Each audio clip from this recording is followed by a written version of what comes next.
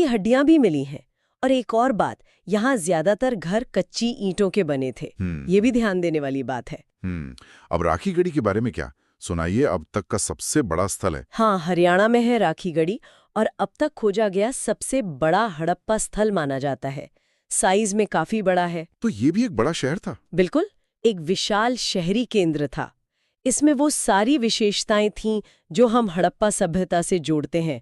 Planned सड़कें, नालियां, अन्न भंडार। इसका आकार देखकर लगता है कि ये शायद एक रीजनल कैपिटल जैसा रहा हो। और हाल में डीएनए शोध भी यहीं से हुए हैं। अच्छा, डीएनए स्टडीज भी? जी, जो यहाँ के निवासियों के ओरिजिन पर कुछ प्रकाश डालते हैं। और आखिर में चन्हुदड़ो, इसके बारे में मैंने कम सुना। चन्हुदड़ो ये पाकिस्तान के सिंध में है। ये एक तरह का इंडस्ट्रियल शहर था।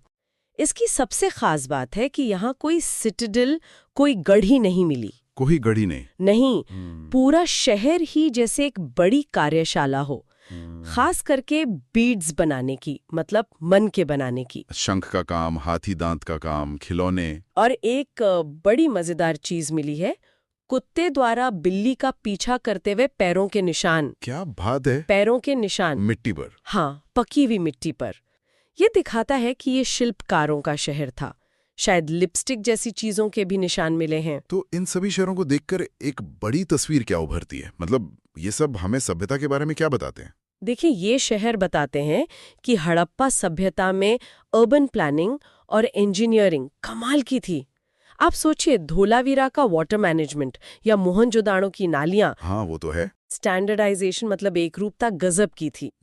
ईंटों का एक निश्चित अनुपात 1.2.4, वजन के बाट, मोहरें, सब जगह लगभग एक जैसी मिलती हैं। लेकिन साथ ही हर शहर की अपनी खासियत भी थी।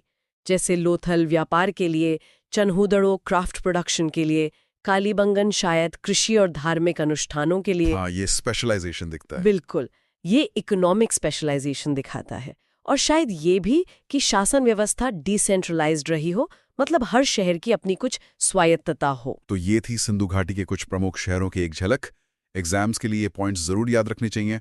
मोहनजोदाड़ो का ग्रेट पाथ, हड़प्पा के ग्रैनरीज, धोलावीरा का वाटर रिजर्वॉयर और वो 3 पार्ट डिवीजन, लोथल का डॉकयार्ड, कालीबंगन का प्लाउड फील्ड, राखीगढ़ी का विशाल आकार और चन्हुदड़ो का इंडस्ट्रियल सेंटर होना। बिल्कुल। और अंत में एक सवाल छोड़ जाते हैं सोचने के लिए। हाँ। इतनी विविधता थी, इतना बड़ा इलाका था, फिर भी इन शहरों और पूरी सभ्यता ने सदियों तक एक कल्चरल यूनिटी कैसे बनाए रखी?